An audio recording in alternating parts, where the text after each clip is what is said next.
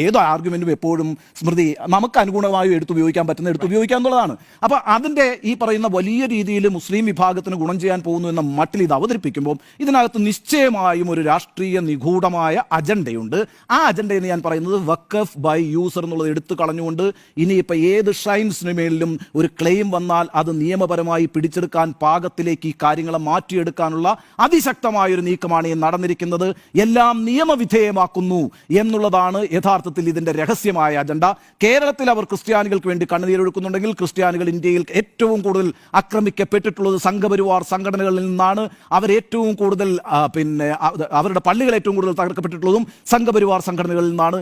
അതുകൊണ്ട് ഇവിടെ കേരളത്തിൽ അവരൊരു രാഷ്ട്രീയം കളിക്കുന്നത് ഭിന്നിപ്പിന്റെ രാഷ്ട്രീയമാണ്. ദേശീയ തലത്തിൽ അവരുണ്ടാക്കാൻ പോകുന്നത് ചെറുതായിട്ടുള്ള വലിയൊരു ഫോർവേഡ് പ്ലാനിംഗ് ഉണ്ട്.